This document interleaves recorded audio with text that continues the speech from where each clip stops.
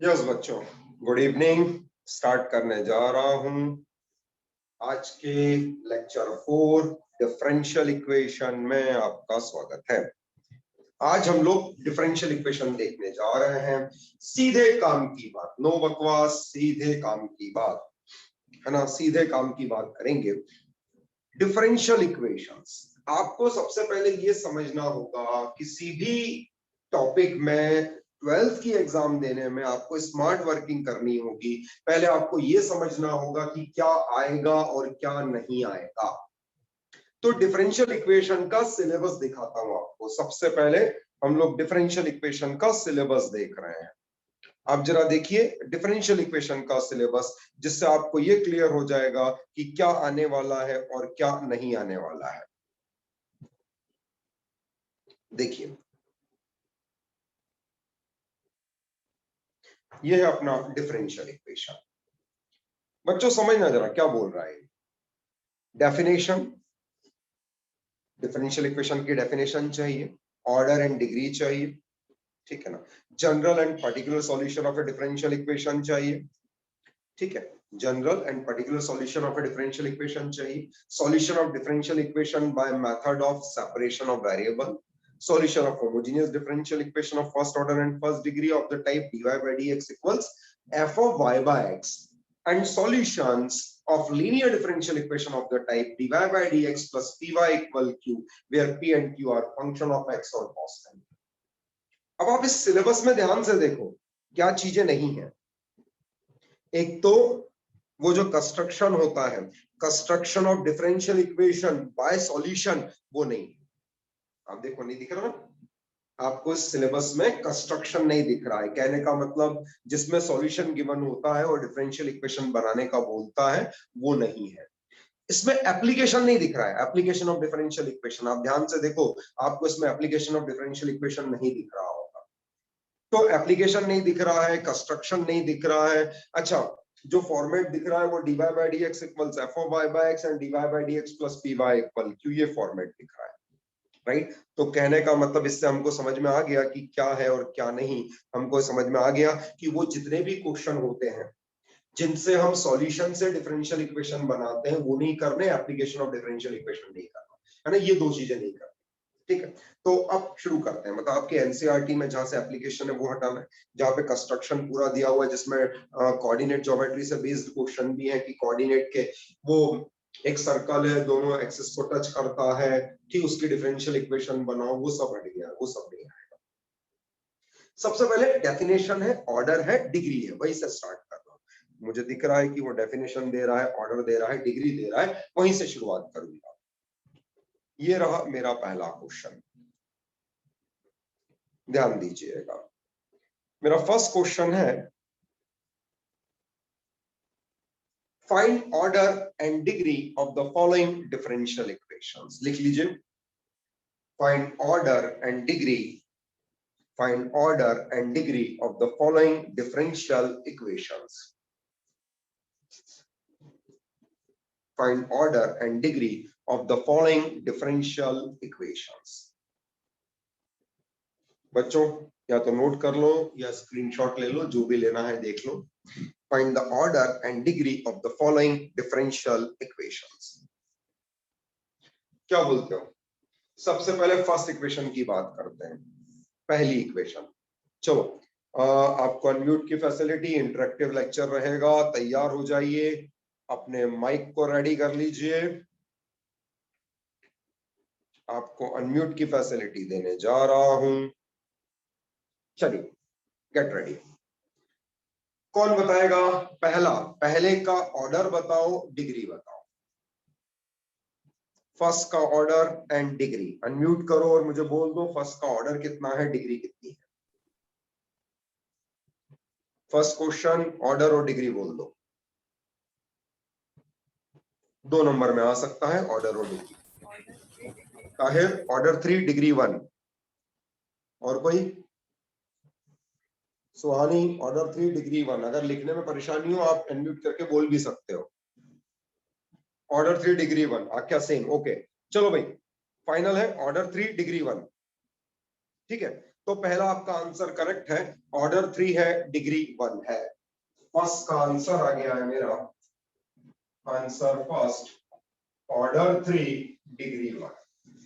हमें पता है ऑर्डर क्या होता है, हाईएस्ट ऑर्डर डेरिवेटिव का जो ऑर्डर होता है वही पूरी डिफरेंशियल इक्वेशन का ऑर्डर होता है। d3y by dx3 है, highest order derivative d3y by dx3, उसका ऑर्डर 3 हो गया, मतलब पूरी डिफरेंशियल इक्वेशन का ऑर्डर 3 हो गया।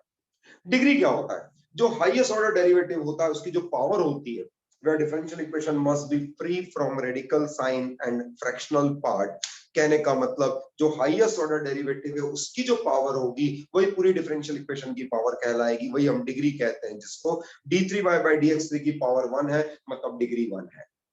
चलो सेकंड बोलो, सेकंड का ऑर्डर एंड डिग्री, सेकंड का ऑर्डर और डिग्री बोल दो।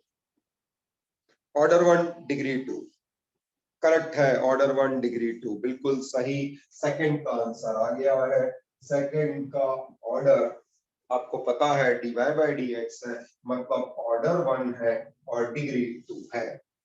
सेकंड दिख रहा है मुझे, सेकंड में ऑर्डर 1 है और डिग्री 2 है। आप सही कह रहे हैं, ऑर्डर 1 डिग्री 2, सभी लोग सही कह रहे हैं। चलिए जरा थर्ड का आंसर दीजिए, थर्ड का ऑर्डर और डिग्री बताओ। Aditi, order 1 degree not define, order 1 degree not define, बिल्कुल सही बच्चों, ऑर्डर 1 डिग्री नॉट डिफाइन। ध्यान रखना dy by dx तो है, मतलब ऑर्डर तो 1 है, लेकिन sine of dy by dx हटाने जाओगे तो साइन इनवर्स हो जाएगा, मतलब यहाँ डिग्री डिफाइन नहीं है। आंसर थर्ड, ऑर्डर तो 1 है, डिग्री नॉट डिफाइन। एक बात ध्यान रखना बच्चों, ऑर्डर और degree, order and degree both must be integer, positive integer. Order और डिग्री जो होते हैं ना, वो दोनों पॉजिटिव इंटीजर होते हैं। आपकी एनसीईआरटी का ये मैं नोट उठा के लाया हूं इसके लिए। Order and degree if define of a differential equation are always positive integers. किसी डिफरेंशियल इक्वेशन का ऑर्डर और डिग्री डिसाइड करोगे तो ऑर्डर और डिग्री जो होगा वो हमेशा पॉजिटिव इंटीजर होगा। ना ऑर्डर रैशनल हो सकता है, ना डिग्री रैशनल हो सकता है, ना ऑर्डर नेगेटिव हो सकता है, ना डिग्री नेगेटिव हो सकता है, तो दोनों ही हमेशा पॉजिटिव इंटीजर्स होंगे। तो order and degree define of a differential equation are always positive integers. ठीक है, तो ये तो हो गया हमारा 2 नंबर का काम, ऑर्डर एंड डिग्री के बारे में बात कर ली कि ऑर्डर और डिग्री कैसे चलता है। अगला क्वेश्चन, नेक्स्ट क्वेश्चन लेने जा रहा हूं। चलो बच्चों अब अपन आगे चलते हैं, ऑर्डर डिग्री से आगे निकलते हैं। इसको देखिए एक बार, इसको भी देख लीजिए, अभी भी ऑर्डर डिग्री पे ही हूं मैं। Find order and degree, define each of the following differential equation. चलो भाई सबसे पहले फर्स्ट बता दो, फर्स्ट का ऑर्डर एंड डिग्री, फर्स्ट का ऑर्डर और डिग्री लिख दो जल्दी से। फर्स्ट का ऑर्डर एंड डिग्री 1 1 बिल्कुल सही, फर्स्ट का ऑर्डर भी 1 डिग्री भी 1। सेकंड का ऑर्डर डिग्री बोल दो, सेकंड का order degree, order 2 degree 1 correct है, ऑर्डर 2 डिग्री 1, सेकंड का ऑर्डर 2 है, डिग्री 1 है। जरा थर्ड का ऑर्डर और डिग्री बोल दो। Third Y double dash, Y triple dash है बच्चों ये, it's Y triple dash, Y triple dash है। Order 3 degree not defined, order 3 degree not defined, सहमत हो, agree, order 3 degree not defined. ये बताओ नॉट डिफाइन की 1, सुहानी कह रही है 1, क्या कहते हो, डिग्री डिफाइन है या नहीं है? यार बेटा वो Suhani e to the power y dash है, e to the power dy by dx है, उस e to the power y dash को हटाने जाऊंगा ना तो उधर वो लॉग लग जाएगा। इसका मतलब ऑर्डर तो 3 है, डिग्री डिफाइन नहीं है, order 3 degree not define. Third का order 3 degree not define, third में ऑर्डर 3 है, डिग्री डिफाइन नहीं है। चलो बढ़ता हूं आगे, स्क्रीनशॉट लेते जाना यार, हो ना, या फिर कॉपी कर सकते हो तो कॉपी करते जाना। जरा इनको देख लो, क्या कहते हो? अब बच्चों जरा ध्यान से, एर्थ ऑर्डर और डिग्री बोलो। एनसीईआरटी का क्वेश्चन है, एर्थ ऑर्डर और डिग्री। ऑर्डर 1 है, डिग्री 1 है। इस बार नॉट डिफाइन वाला काम नहीं है। हाँ नहीं है, क्योंकि वो e की पावर x है, फंक्शन ऑफ x है, y में नहीं है। करेक्ट है अदिति। ऑर्डर 1 डिग्री 1 नोट कर लीजिए। ऑर्डर 1 डिग्री 1, ऑर्डर भी 1 है, डिग्री भी 1 है। चलो सेकंड बताओ, 9th वाला, order and degree.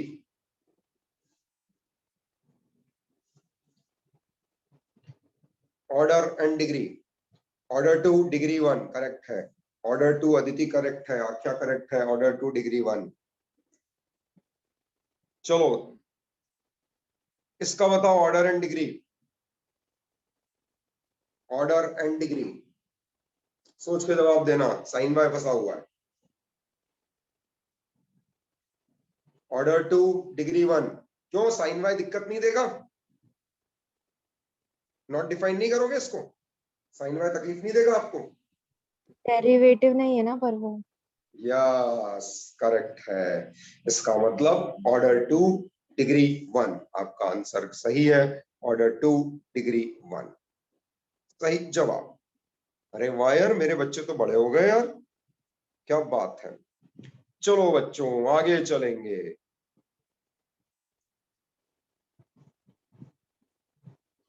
In a bank, principal increases continuously at the rate of 5% per year. In how many years rupees 1000 double itself? चलो बच्चों पहले क्वेश्चन कॉपी कर लो।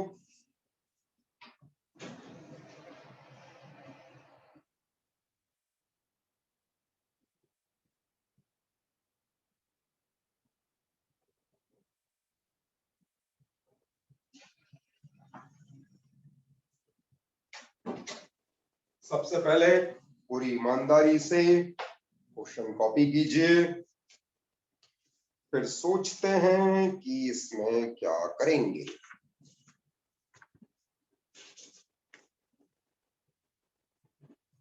In a bank, principal increases continuously at the rate of 5% per year. How many years rupees 1000 double itself?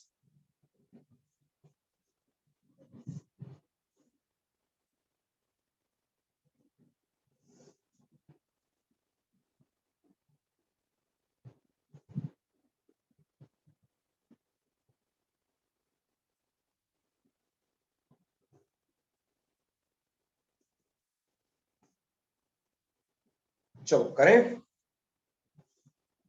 Start करने जा रहे हैं। अब जरा इसको ध्यान से देखो। देखने पर ऐसा लगता है यार कि ये जो क्वेश्चन है ना, ये तो एप्लीकेशन का है। नहीं नहीं, ये एप्लीकेशन के में नहीं जाएगा। ये क्वेश्चन आपका वेरिएबल सेपरेबल फॉर्म में ही जाएगा, है ना। तो ध्यान रखना, ये सिलेबस में है। ये कह रहा है इन अ बैंक प्रिंसिपल इंक्रीजेस। एक बैंक है, उसमें प्रिंसिपल इंक्रीज करता है continuously at the rate of 5% per year. 5% per year. Principal जो है 5% पर ईयर के हिसाब से इंक्रीज कर रहा है। How many years, in how many years rupees 1000 double. How many years 1000 double. आपको बताना है कि कितने साल में 1000 डबल हो जाएगा, मतलब 1000 का 2000 हो जाएगा। आपको बताना है कि कितने साल में 1000 डबल हो जाएगा। बच्चों वर्किंग सुनिए, स्टार्ट किया। Let at any time t principal equal t. ठीक है, मैंने मान लिया कि किसी टाइम टी पर प्रिंसिपल जो है वो पी है। अब प्रिंसिपल 5% पर ईयर के हिसाब से चेंज होता है। Given rate of change in principal with respect to time equal कितना, p का 5%, मतलब 5/100 p। चेक करिए, उसने कहा था कि rate of change in principal with respect to time ये 5% है, तो 5% पर ईयर के हिसाब से चेंज हो रहा है, मतलब p का 5% हमेशा बदल रहा है। इसका मतलब हो गया dp अपॉन dt। आपके एनसीईआरटी का क्वेश्चन है, एनसीईआरटी का क्वेश्चन है, इक्वल में आ गया p/20। चेक कीजिए, इसका मतलब मुझे मिल रहा है, यही मुझे दे देगा, implies dp upon p equal dt upon 20। देखिए आगे वेरिएबल सेपरेबल, अगर आप ध्यान से देखें तो वेरिएबल सेपरेबल फॉर्म है VSF। इसका मतलब सॉल्यूशन हो जाना चाहिए, देयरफॉर सॉल्यूशन बिकम, क्योंकि वेरिएबल सेपरेबल है, सॉल्यूशन होगा integration dp upon p equal integration dt upon 20 plus c। Check कर लीजिए, इसका मतलब मुझे मिल रहा है log EP equal t/20 plus c। देख लीजिए, अब मैं मान लेता हूं कि जब मैं काउंटिंग कर रहा हूं वो समय मैं 0 ईयर मान लेता हूं। मैं मान लेता हूं कि आज मेरे पास 1000 रुपए है और वो मेरा 0 है, मतलब आज मैं अपने समय को 0 मानता हूं कि आज मेरी बैंक में अगर 1000 रुपए है तो आज का समय 0 माना जाएगा, और अब मुझे देखना है कि मेरी बैंक में 2000 कब हो जाएंगे। कहने का मतलब put t equal 0, p equal 1000। Initially मैंने मान लिया है कि अमाउंट 1000 है, इनिशियल अमाउंट, इनिशियल टाइम पर जो अमाउंट है 1000 है। देखिए जैसे ही ऐसा रखूंगा, देखिए मुझे क्या मिलेगा, बी बैंक। मुझे मिलना चाहिए, ये स्टार है मेरी, मुझे मिलना चाहिए लॉग बेस ई 1000 इक्वल, ये 0 हो गया मतलब सी आ गया। चेक करिए, जैसे ही मैंने रखा t equal 0, t equal 0 and t equal 1000, मुझे मिल रहा है log e 1000 इक्वल c। बच्चों चेक करना, यही मुझे दे देगा। इसको मैं दोबारा से पुट कर देता हूं, पुट इन स्टार, इसको फिर से स्टार में रख देता हूं। जैसे स्टार में रखूंगा आपको मिलना चाहिए log e p इक्वल में आ गया है t अपॉन 20, ठीक है ना, प्लस में आ गया है log e, आराम से देखिए, प्लस में आ गया है log e, और ये है हमारे पास 1000। आराम से चेक करो, क्या कहते हो, मतलब आ जाना चाहिए log e p माइनस का आ गया log e 1000 इक्वल में चल रहा है t अपॉन 20। ठीक है, इसका मतलब आ गया है log base e, log m minus log n, log of m upon n, p upon 1000 equal में चल रहा है t upon 20। log m minus log n मतलब log of m upon n, मतलब log e p upon 1000 equal t upon 20।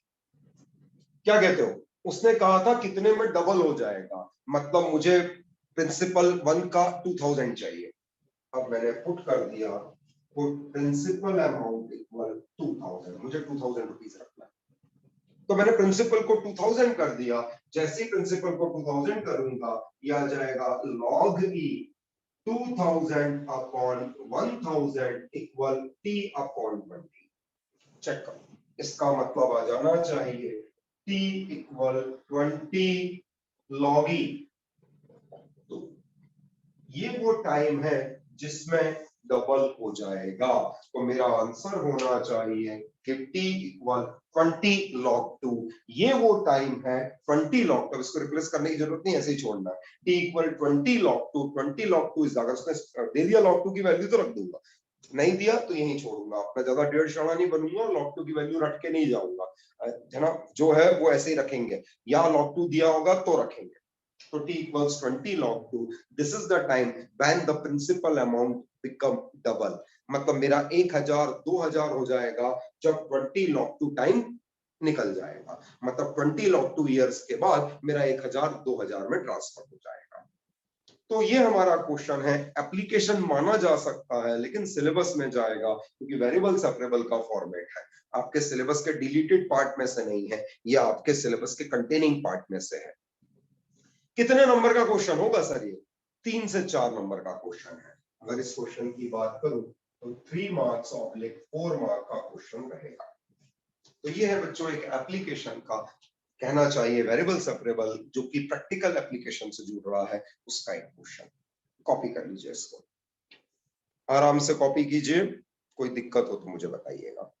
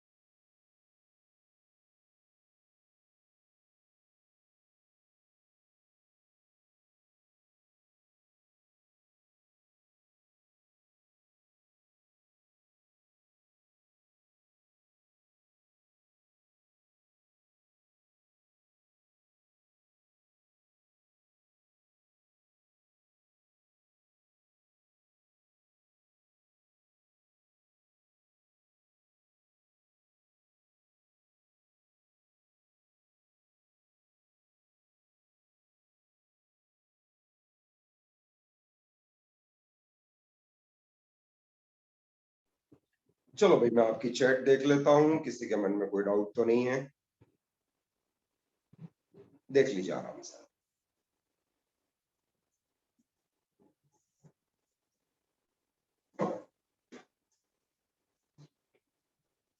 कुछ कहना है किसी को? नहीं? अगला क्वेश्चन उठाता हूं फिर। कोई लिख रहा हो तो डब्ल्यू डालिए, कोई नोट कर रहा हो तो डब्ल्यू डाल लीजिए। तो चलो फिर अगला क्वेश्चन करते हैं बच्चों। Next question,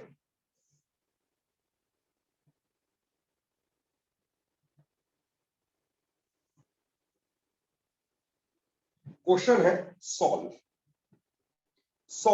e to the power x tan y dx plus 1 minus e to the power x sec square y dy equal 0।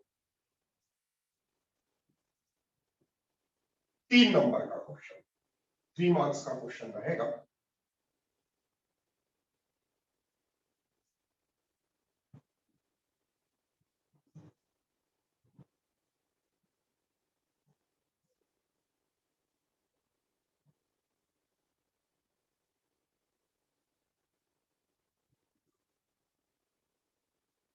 बच्चों देखिएगा, ये मुझे कह रहा है 3 मार्क्स के क्वेश्चन में दूंगा इसको मैं। ये कह रहा है e to the power x है, फिर tan y dx है, e to the power x है, tan y dx है, प्लस 1 माइनस e to the power x है, e to the power x है, tan y dx है, प्लस 1 माइनस e to the power x है, फिर sec square y dy equal 0 है। e to the power x tan y dx है, plus 1 माइनस e to the power x sec square y dy equal 0 करते हैं। क्या लगता है किसका फॉर्मेट दिख रहा है? वेरिएबल सेपरेबल दिख रहा है मुझे तो, है ना? मेरे हिसाब से वेरिएबल सेपरेबल होगा। स्टार्ट कर रहा हूं, यहां से शुरू किया, इसको लिखा e to the power x tan y dx equal में लिख दिया e to the power x minus 1 into sec square y dy। Check करो, e to the power x tan y dx equal e to the power x minus 1 sec square y dy। नीचे ले जाता हूं, left hand side में dy अच्छा लगता था, आगे ले लूंगा इसको। ये मुझे दे रहा है e to the power x dx upon e to the power x minus 1। Equal में आ रहा है sec square y upon tan y dy। ऐसा कोई नियम नहीं है, लेकिन मुझे ना ये y लेफ्ट हैंड साइड में अच्छा लगता है और x वगैरह सब राइट हैंड साइड में अच्छा लगता है, तो इसको मैं ऐसा लिख रहा हूं, ये हो जाएगा sec स्क्वायर y अपॉन में आ गया tan y dy इक्वल में आ गया e to the power x dx upon e to the power x minus 1। बच्चों वेरिएबल सेपरेबल फॉर्म था, इसका मतलब सॉल्यूशन होना चाहिए, एक इंटीग्रेशन यहां डाल देता हूं, एक इंटीग्रेशन यहां डाल देता हूं, प्लस सी डाल देता हूं, चेक कीजिए। वेरिएबल सेपरेबल फॉर्म है, वेरिएबल सेपरेबल फॉर्म के कारण मैंने दोनों तरफ इंटीग्रेशन लगा दिया, आराम से देख लीजिए। और आगे चलता हूं, क्या कहते हो, tan y को t पुट करूंगा तो sec square y dy dt हो जाएगा, यहां मैंने पुट कर दिया tan y इक्वल t, इसका मतलब इंप्लाइज करेगा sec square y dy equal dt। अच्छा इधर भी देखो, इधर रख देता हूं e to the power x minus 1 equal u, मतलब आ जाएगा e to the power x dx equal d। बच्चों कॉपी करते जाइएगा। इसका अर्थ है ये मुझे दे रहा है इंप्लाइज इंटीग्रेशन,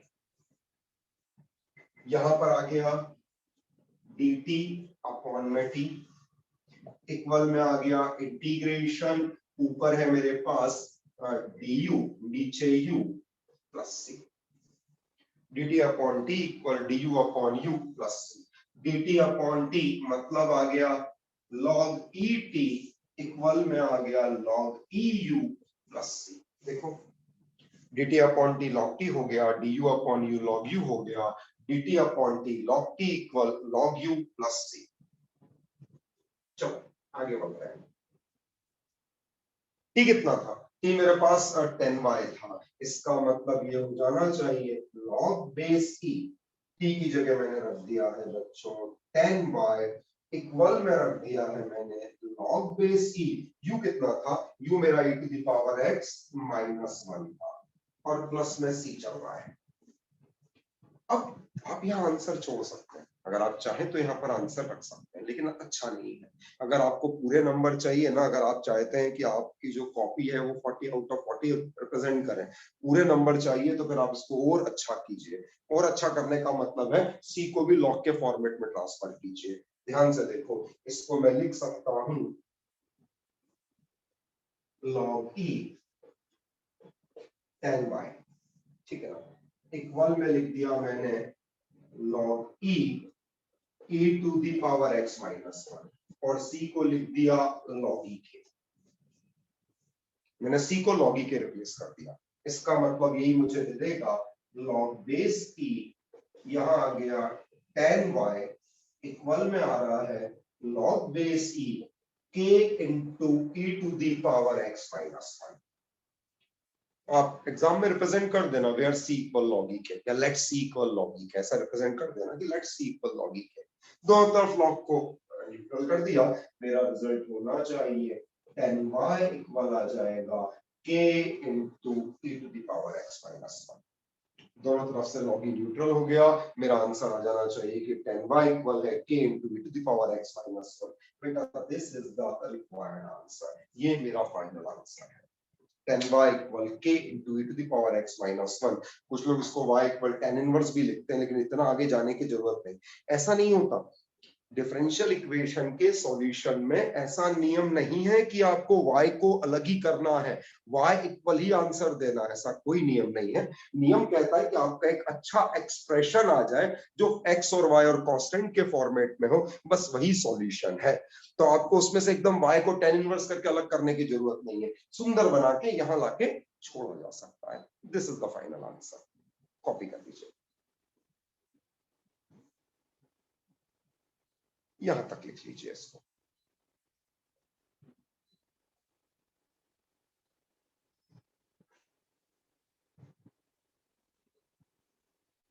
यहां तक कॉपी कर लीजिए।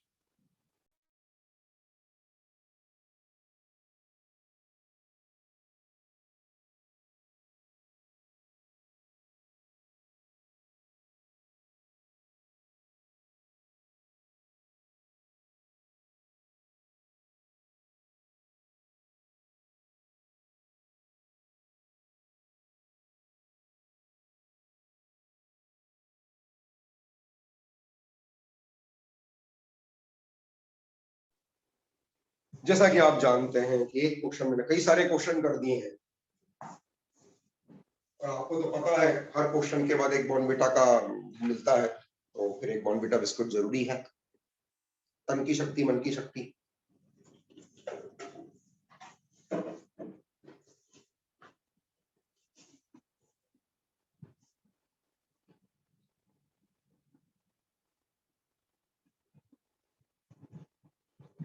कुछ पूछना तो नहीं किसी को? देख लीजिए।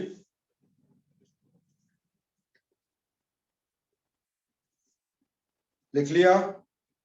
कोई लिख रहा हो तो डब्ल्यू डालिए। अगला क्वेश्चन रख रहा हूं, नेक्स्ट क्वेश्चन आपके सामने रख रहा हूं, ध्यान दीजिएगा। मैथ्स के पेपर में इस बात का ध्यान रखिएगा कि आप स्पीड शुरू से ही रखें। मतलब ठीक है, आपने पेपर को देखा और आपको लगता है कि यार ये पेपर तो आसान है, मैं आराम से 2 घंटे बना लूंगा, लेकिन बेटा हमें नहीं पता होता कि कौन से क्वेश्चन में हमारा टाइम ज्यादा लग जाएगा, कौन से क्वेश्चन में हम स्टक हो जाएंगे और सॉल्यूशन के लिए हमको लड़ना पड़ सकता है। तो आप शुरू से ही आप ये मान के चलो कि आपको ये नहीं करना कि मैं 2 घंटे तक जाऊंगा, आप तो मान के चलो जल्दी हो जाएगा, 1.5 घंटे में खत्म कर दूंगा। आप तो ऐसे चलो, मतलब नंबर 1 पे पहले क्वेश्चन से जहां से उठाओ वहीं से अपनी स्पीड रखो, टू द पॉइंट बात करो, स्पीड मेंटेन करो, अपनी राइटिंग अच्छी रखो, एक्यूरेसी रखो, क्लीन रखना अपनी कॉपी को और शुरू हो जाना। ठीक है, कॉपी को मतलब सजाओ, एक आर्ट की तरह करो उसको, आपके क्वेश्चन जो है बिल्कुल क्लीन खेलो हर क्वेश्चन को। आपके राइटिंग में, आपके क्वेश्चन के करने की स्टाइल में आपका कॉन्फिडेंस झलकना चाहिए, क्योंकि ये सब्जेक्टिव है, वो आपके कॉपी को देखकर नंबर देने वाला है। ऑब्जेक्टिव में कोई फर्क नहीं पड़ता, लेकिन यहाँ पर आपका रिप्रेजेंटेशन किस तरह से ले रहे हैं आप, क्या आपकी स्टाइल है, चेक करने वाला इरिटेट नहीं होना चाहिए। ऐसा नहीं कि वो कचर कचर हो जाए कि अरे यार ये कॉपी कैसे चेक करूं मैं, है वो बड़े आराम से मुस्कुराते हुए कॉपी चेक करे, ऐसा आप अपनी कॉपी को रखो। चलो अगला क्वेश्चन।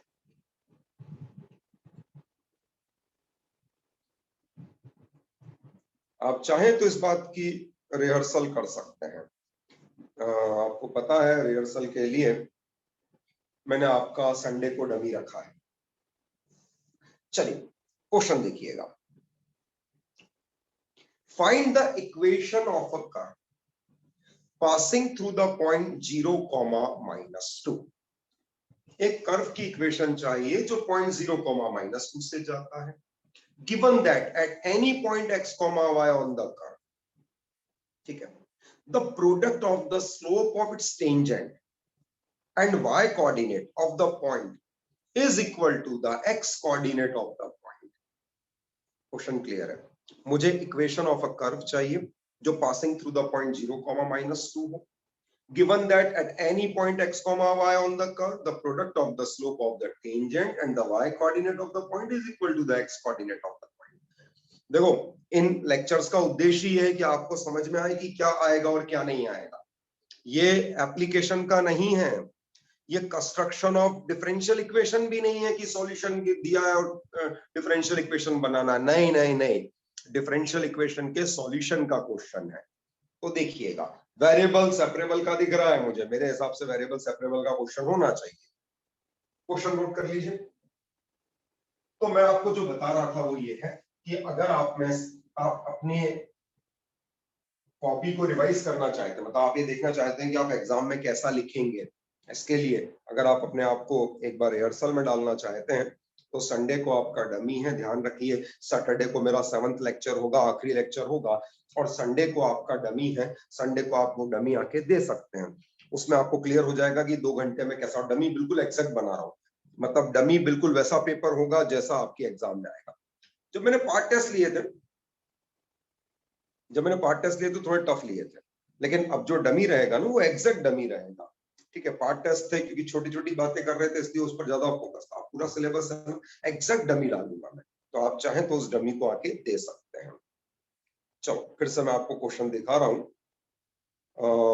ये क्वेश्चन है अपना,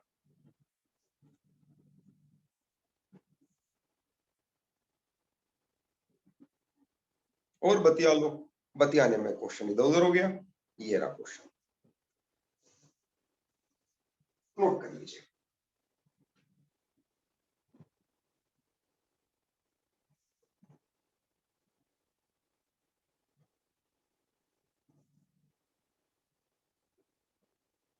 पहले मैंने सोचा था कि आपका जो कैप्सूल कोर्स है ये ऑफलाइन ही ले लूंगा, मतलब आपको वहां बुला के ही पढ़ा दूंगा। लेकिन फिर मैंने सोचा कि गर्मी है, कहाँ निकलोगे, घर से निकलोगे, वहां पहुंचोगे, आने जाने में टाइम वेस्ट होगा, कंफर्ट जोन है आपका, घर पे आराम से पढ़ो, तो फिर इसलिए फिर मैंने ऑनलाइन में शिफ्ट कर दिया इसको। देखिए क्या कह रहा है, find the equation of A curve passing through the point 0, -2 से जा रहा है। Given that any point x, y, the product of the slope of its tangent,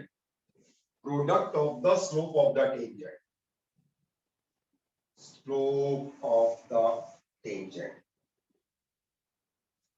इसका प्रोडक्ट किसके साथ, product of the slope of the tangent, ठीक है ना, and y coordinate of the point, equal कह रहा है, equal to the x coordinate of the point,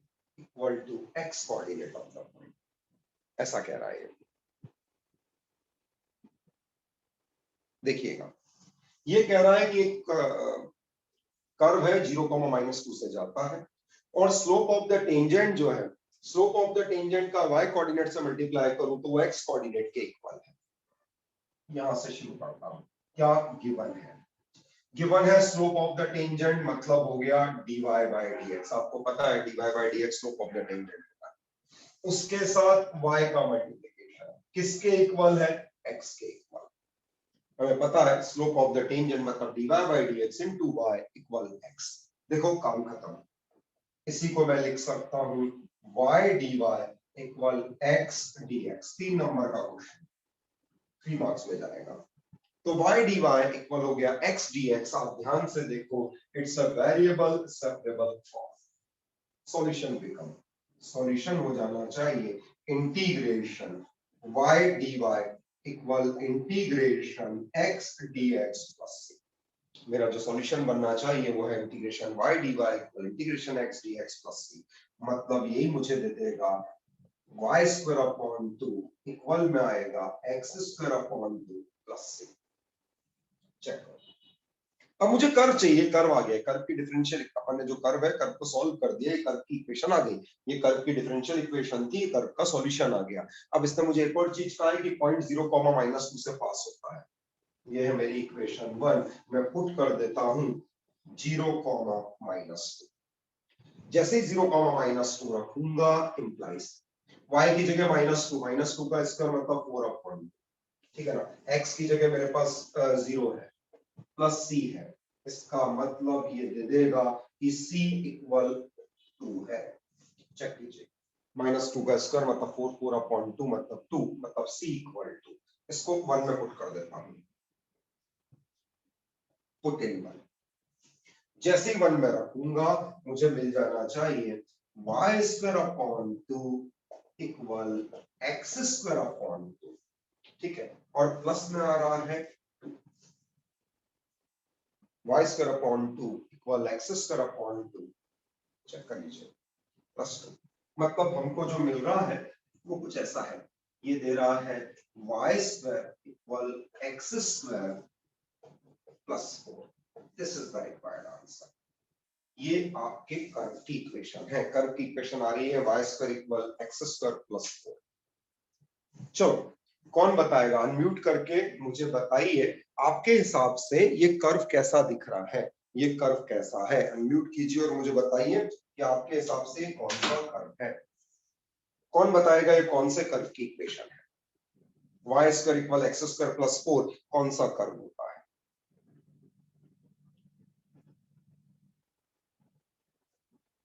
बताओ भाई, कभी कोई आपसे पूछ ले कि जो आया है कौन सा कर्व है, जो दिया हुआ था वो कौन सा कर्व है, बोलो। सर्कल है, पैराबोला है, एलिप्स है, हाइपरबोला है, कौन सा कर्व जेई मेन में आ सकता है।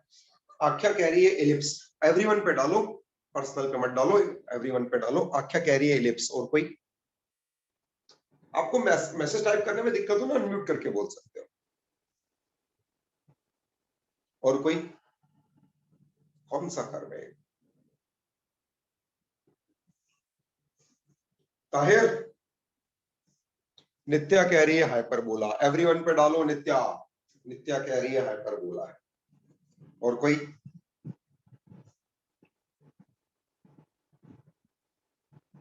ताहिर कह रहा है एलिप्स है। अच्छा, और कोई? Anyone else?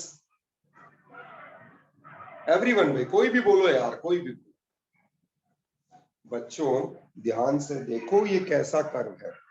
ये कर्व हमको दिख रहा है, ये है वाई स्क्वायर, ठीक है ना। इसको मैं लिख सकता हूं वाई स्क्वायर अपॉन 4, ठीक है ना, माइनस का एक्स स्क्वायर अपॉन 4 इक्वल 1।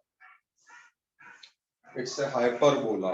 आप इसको अगर ऐसा लिख देंगे तो ये आ जाएगा x square upon 4 minus Y square upon 4 equal -1।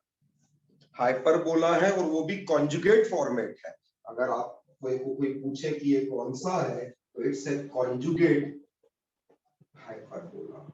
बेटा ये कॉन्जुगेट हाइपरबोला है। जो हाइपरबोला की इक्वेशन होती है ना, कोई आपसे बोले कि हाइपरबोला क्या है, तो वो होता है x square upon A square minus Y square upon B square equal 1।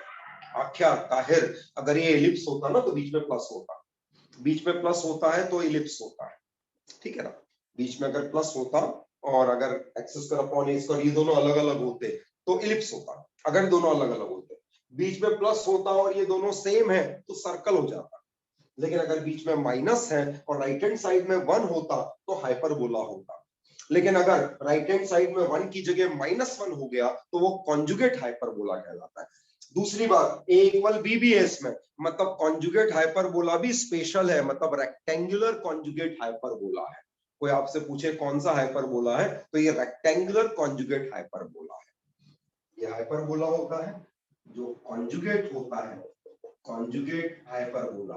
तो कॉन्जुगेट हाइपरबोला होता है x square upon A square minus Y square upon B square, X square upon A square minus Y square upon B square equal -1।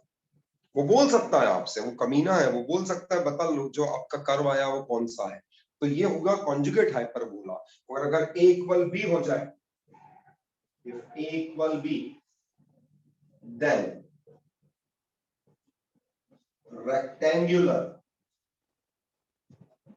conjugate hyperbola। अगर a equal b हो गया तो हम इसे rectangular कहते हैं। अगर a इक्वल b इसमें हो जाता, a इक्वल b इसमें होता तो ये रेक्टेंगुलर हाइपरबोला कहलाता। a इक्वल b इसमें हो जाएगा तो रेक्टेंगुलर कॉन्जुगेट हाइपरबोला कहलाएगा। कॉपी कर लीजिए। This is the requirement. Sir वैसे हमारा यहाँ आंसर आ गया। अच्छा दूसरी बात, अगर उसने नहीं पूछा, सुन ले है ना, अगर उसने ऐसा कुछ नहीं पूछा कि ये कर्व कौन सा है, तो डेढ़ शाणा बनने की कोशिश मत करना कि मैं बताऊंगा कि कौन सा कर्व है। कभी गलत हो गया तो गड़बड़ हो जाएगी। अगर कॉन्फिडेंट हो कि आपका आंसर आपको पता है कि ये वाला लोकस है, ये वाला कर्व है, तो डाल सकते हो। लेकिन अगर नहीं पता तो जबरदस्ती अपने ज्ञान को दिखाने की कोशिश मत करना, है ना। हाँ लेकिन अगर आपने बता दिया तो भी जाएगा वो, अगर आपने सही बोल दिया तो, क्योंकि हजारों लाखों कॉपी में एक कॉपी ऐसी होगी जो बताएगा कि कर्व क्या है। तो अगर आप बता दोगे तो इंप्रेशन आएगा, सीधी सी बात, इमेज आपकी स्टैब्लिश होगी। अगर आप चाहते हैं अपनी इमेज स्टैब्लिश करना कि वो आगे आपकी कॉपी चेक करते समय बड़ा ही आपको इंप्रेस होके करे, तो आप डाल सकते हैं। लेकिन गलत डाल दोगे तो उल्टा असर आएगा, इस बात का ध्यान रखना। चलो चलते हैं आगे, कॉपी कर लीजिए।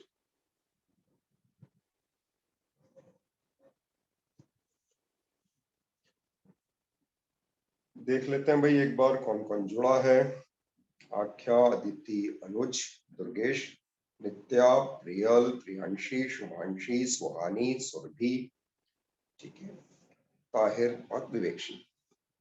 आज हमारी श्रेया नहीं है भाई, श्रेया शर्मा जी गायब है, सौम्या गायब है। चलो चलते हैं आगे,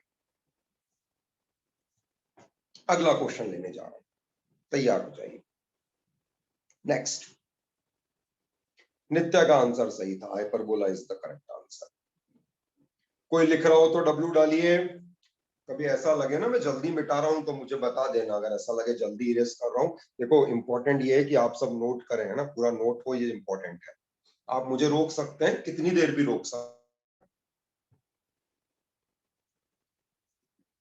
शुभांशी कॉपी कर पा रहे हो? अदिति कॉपी कर पा रहे हो? जल्दी तो नहीं इरेज कर रहा हूं, नहीं तो डब्ल्यू डालना बेटा।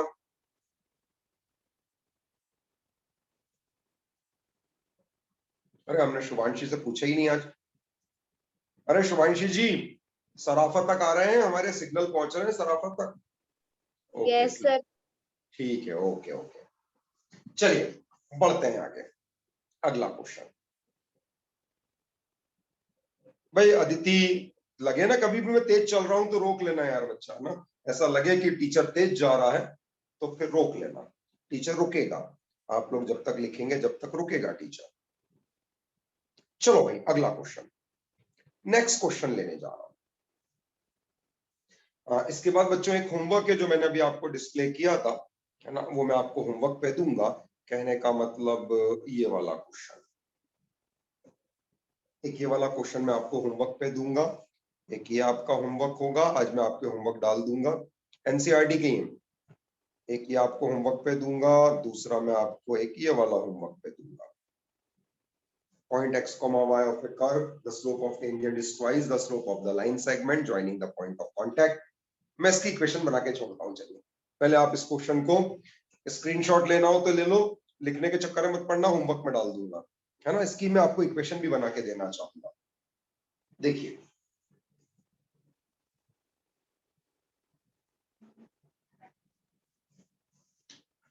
चार नंबर का क्वेश्चन क्या आएगा, देखिए at any point x comma y of a curve, the slope of the tangent, ठीक है, जैसे ही उसने मुझे कहा कि स्लोप ऑफ द टेंजेंट मतलब आ गया dy by dx, the slope of the tangent dy by dx is twice the slope of the line segment joining the point of contact to the point first and second।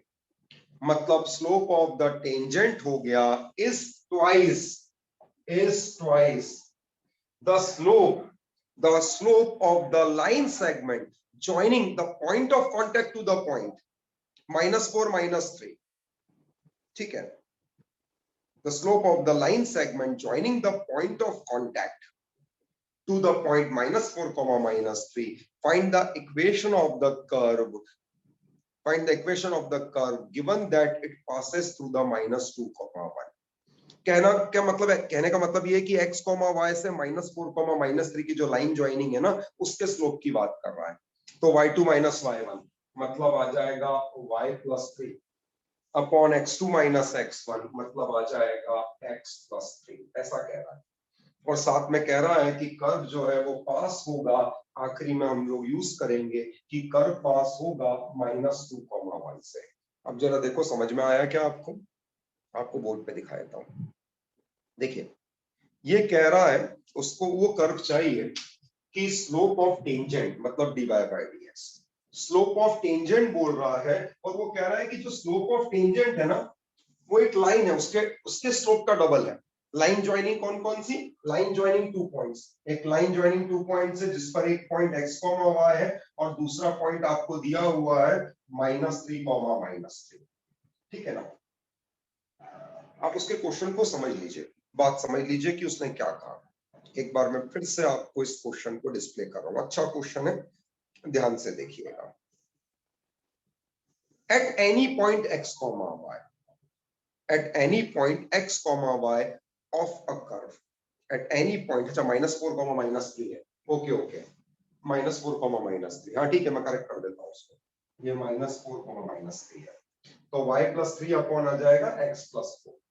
हाँ भाई check कीजिएगा जरा, ये कह रहा है at any point x y of A curve, at any point x y of a curve, the slope of tangent is twice the slope of the line segment joining the point of contact to the point -4 -3, or find the equation of the curve given that it passes through -2 1। ये question है, मैं आपको एक बार visualise कराता हूँ, picturise भी कर देता हूँ कि वो कह क्या रहा है, उसका मतलब क्या है।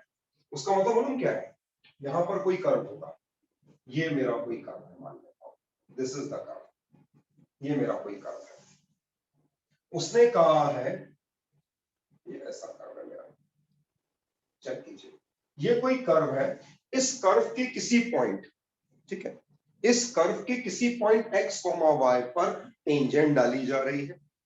Slope of the tangent at point x, y मतलब dy by dx equals twice of slope of the line joining the point of contact and the point -4, -3। कहने का मतलब इसके स्लोप की बात हो रही है, m, इसका स्लोप m है, और उसने मुझे कहा है कि जो dy by dx होगा ना, वो dy by dx equals to m है, ऐसा एक्सप्लेन दिया।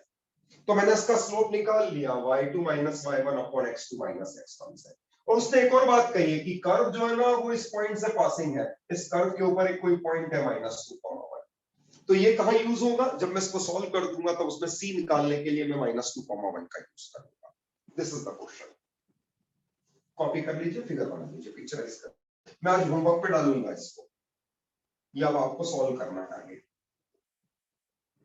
ये आज आपका होमवर्क होगा।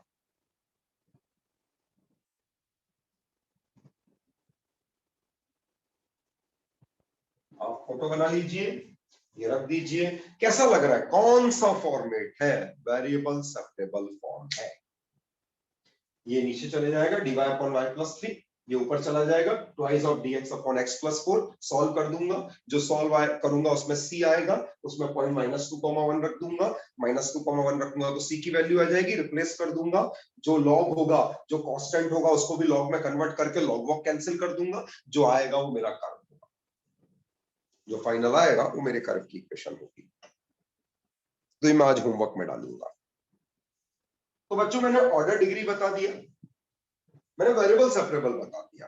अब अपन आगे चलते हैं, होमोजीनियस की तरफ मूव करते हैं। चलो देखता हूं, एक आध वेरिएबल सेपरेबल का एक आध क्वेश्चन और हुआ तो ठीक है, नहीं तो अपन होमोजीनियस पर आ जाएंगे। बना लिया सबने, पिक्चर बना ली है, फोटो बना लिया है।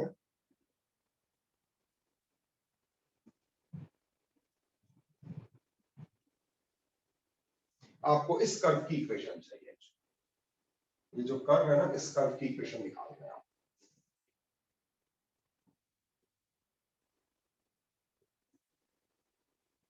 ये कैसे लिखा, क्लियर है ना।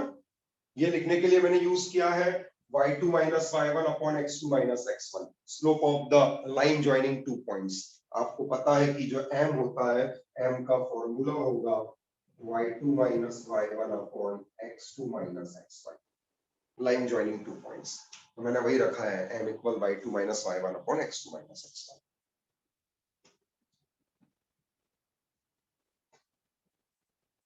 चलो बच्चों आगे चलेंगे, अगला क्वेश्चन डिस्प्ले कर रहा हूं। नेक्स्ट क्वेश्चन देखिए। अब मैं जा रहा हूं बच्चों, तेजी से जा रहा हूं होमोजीनियस डिफरेंशियल इक्वेशन की तरफ। चलते हैं होमोजीनियस डिफरेंशियल इक्वेशन की तरफ। ये मेरा क्वेश्चन है होमोजीनियस डिफरेंशियल इक्वेशन का। Solve the following differential equation. ये बच्चों जैसा उसने कहा था ना कि f of y by x, ये वही डिस्प्ले है, f of y by x। Solve the following differential equation.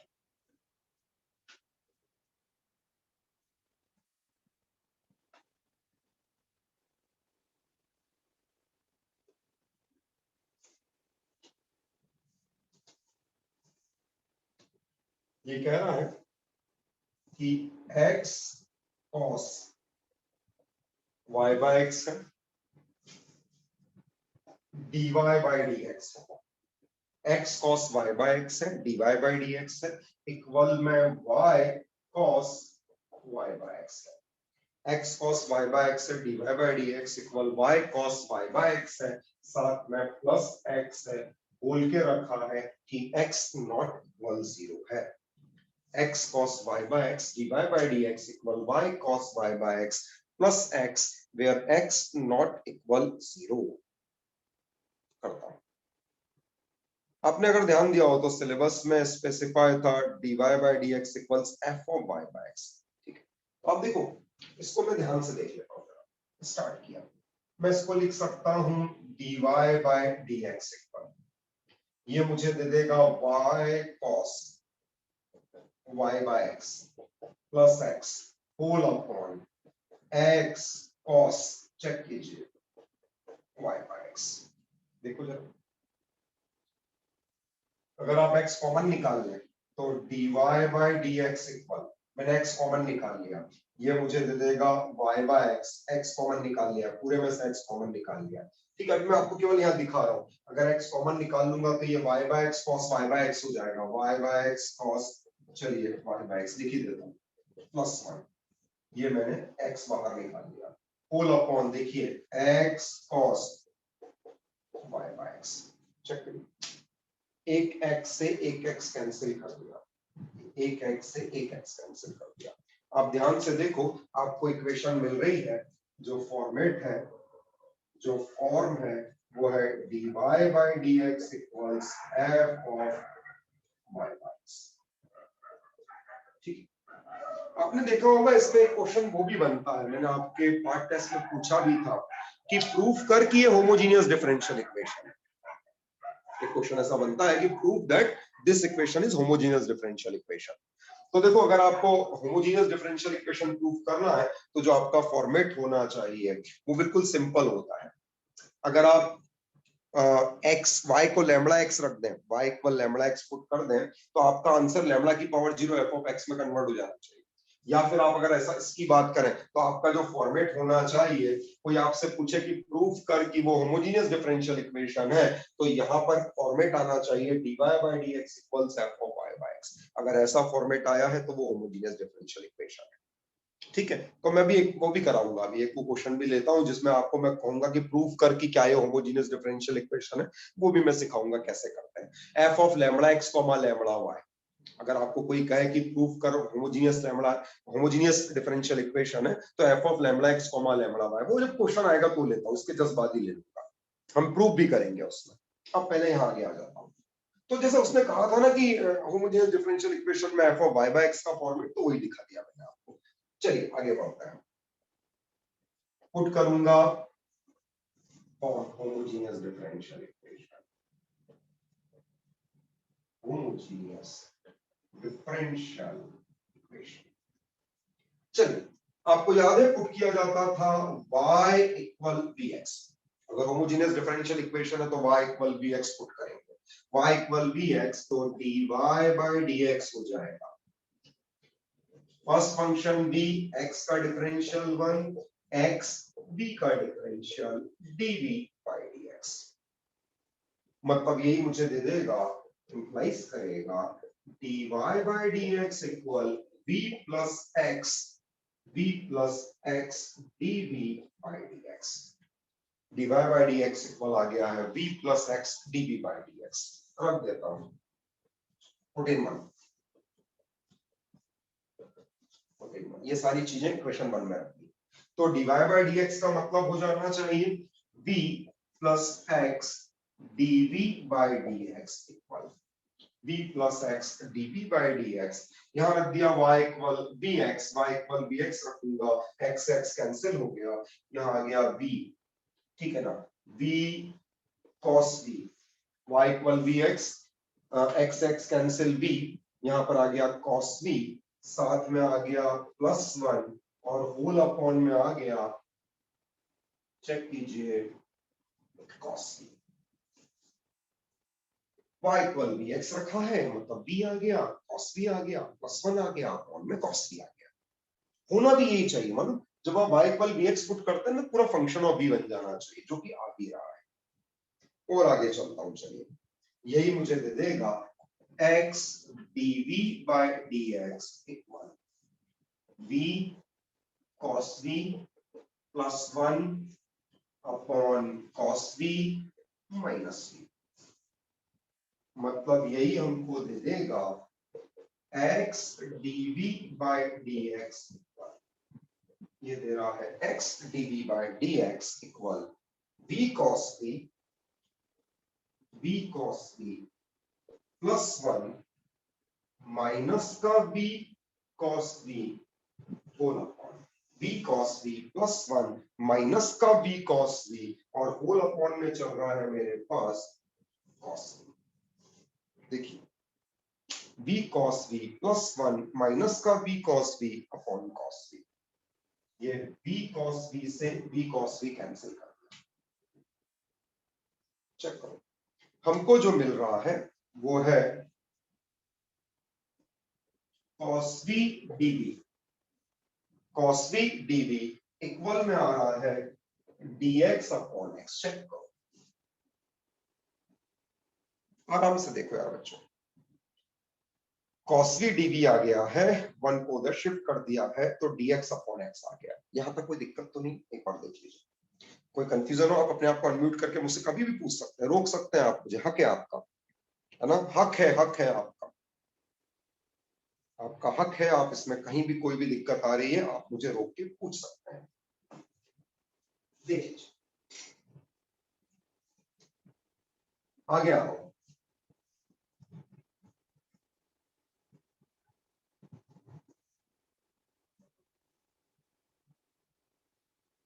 देखिए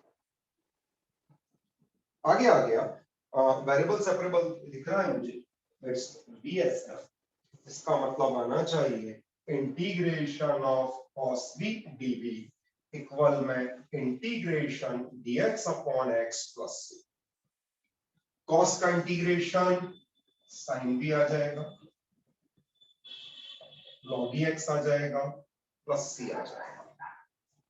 रिप्लेस करता हूं, v की जगह y बाय x रखूंगा, अब मैं पुट करने जा रहा हूं v की जगह y बाय x। जैसे ही v की जगह y बाय x रखूंगा, यहां आ जाएगा sin y by x equal में चल रहा है मेरे पास log x plus c। This is the required answer. खत्म हो गया, ये मेरा आंसर हो गया। बच्चों चेक कर लो एक बार, कोई डाउट हो तो बताओ, आराम से देख लीजिए। अब इसी में बताऊं कि अगले में? जब चल क्वेश्चन आएगा उसी में लेता कि प्रूफ करो कि वो, चलो एक क्वेश्चन सामने रखा है ना, कर ही देते हैं, इसमें देख ही लेते हैं अपन की अगर कोई कह दे कि ये प्रूफ करना है होमोजीनियस तो कैसे प्रूफ करेंगे। पहले आप इसको कॉपी कर लो, फिर स्टार डाल के डाल देता हूं इसमें, कि कोई आपसे बोले कि प्रूफ कर कि होमोजीनियस है तो कैसे प्रूफ होगा।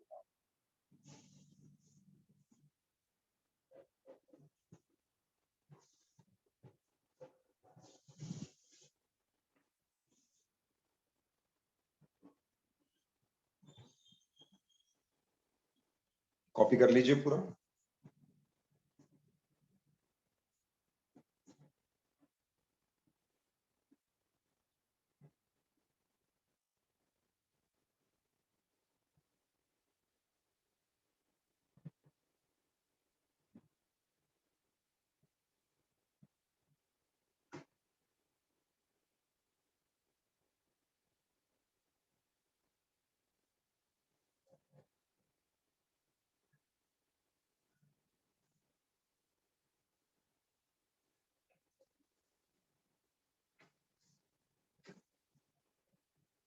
कॉपी कर लीजिए।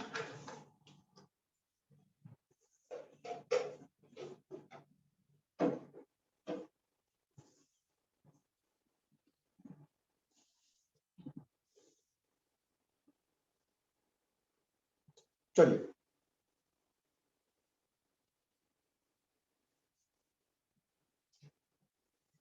अभी आ जाए to prove given equation is a homogeneous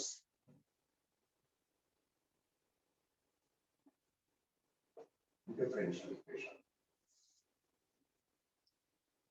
कोई बोले कि प्रूफ कर कि given equation homogeneous differential equation है तो हम कैसे प्रूफ करेंगे।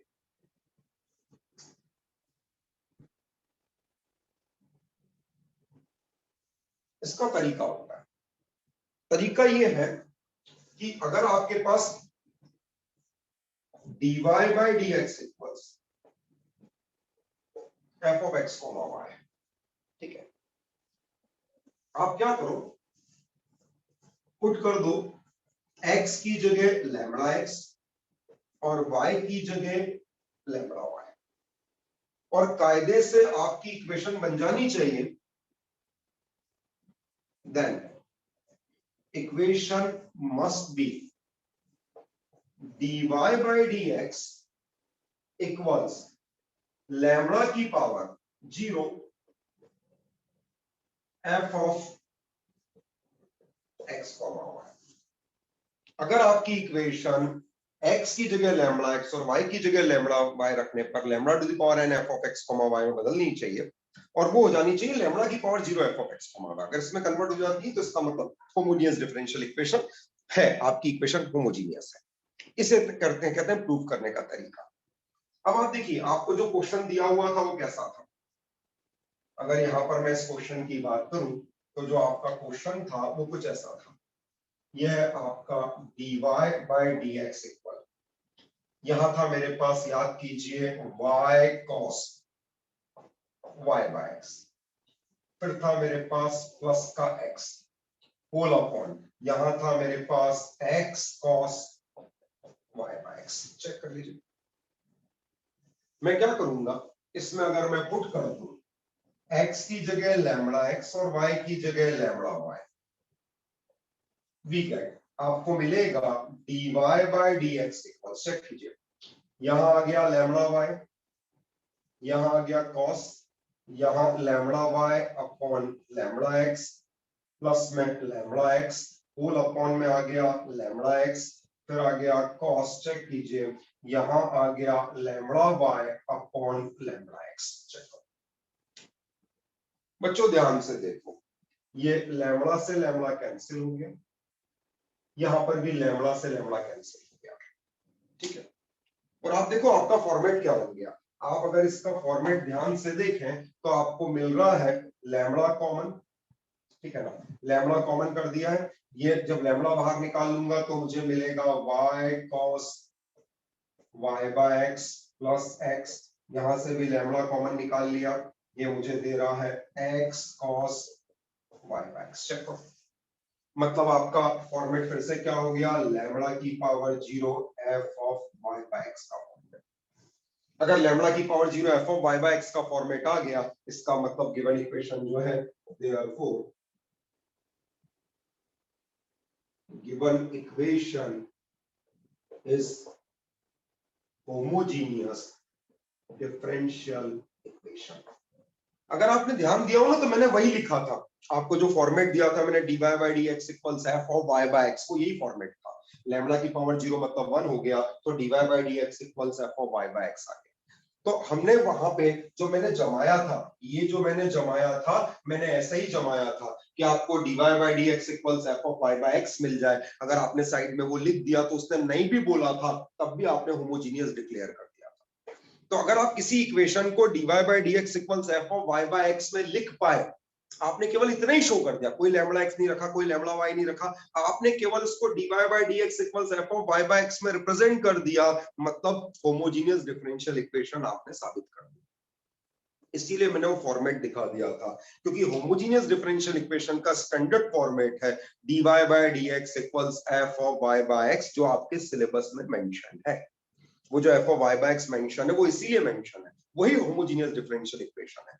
तो वो जो आपने लिख दिया था ना साइड में, वो अगर नहीं भी पूछा और आपने लिख दिया मतलब हो गया, पूछा तो भी लिख दिया, हो गया, वही अपने आप प्रूव हो जाता है। तो एक वो तरीका, एक ये है लैम्बडा x लैम्बडा y का तरीका।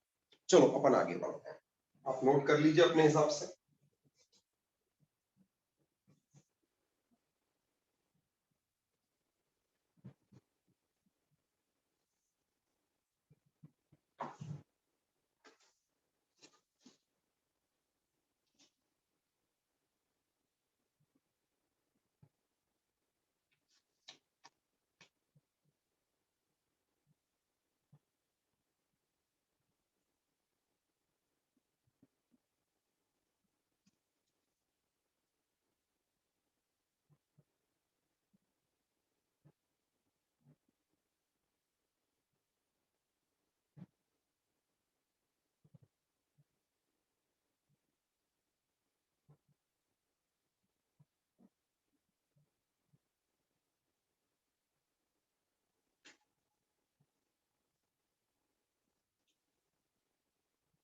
लिख लिया, आपकी एनसीईआरटी कहती है ना, आपकी एनसीईआरटी कहती है, बस यही आपकी एनसीईआरटी कहती है कि अगर आप लैम्डा एक्स और लैम्डा वाई रख दें और dy by dx equals lambda 0 f of x, y आए तो इसका मतलब ये होमोजेनियस डिफरेंशियल इक्वेशन है ना।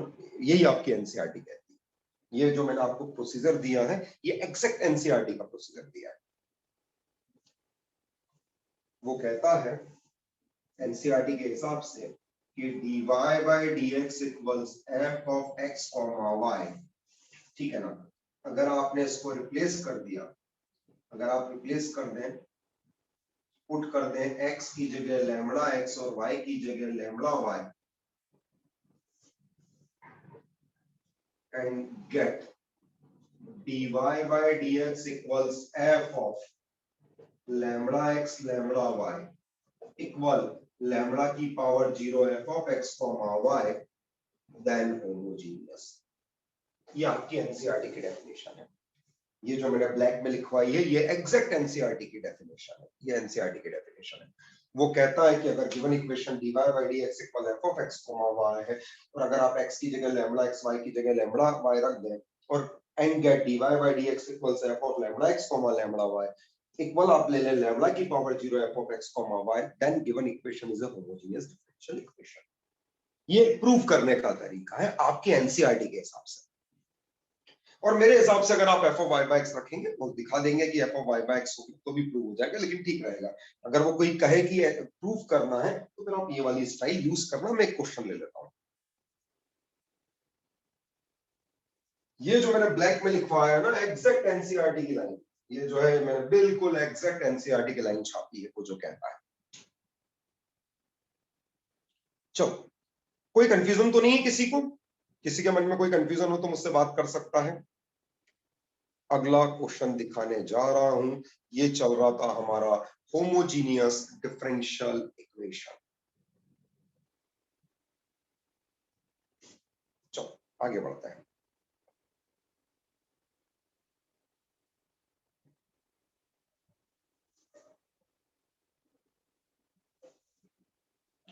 अब बच्चों में लीनियर पे जा रहा हूं, ठीक है। अच्छा, एक वो आपको होमोजीनियस का मुझे देना था, होमवर्क पे डाल दूंगा, चलो कोई नहीं, है ना, होमवर्क पे डाल दूंगा उसको। मैं जो मैं कह रहा था उसको मैं होमवर्क पे डाल दूंगा आपको।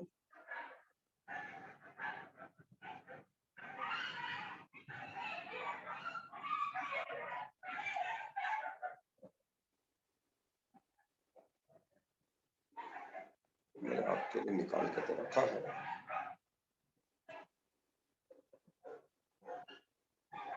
चलो मैं होमवर्क पे डाल दूंगा उसको ना। मैं आगे बढ़ रहा हूं बच्चों।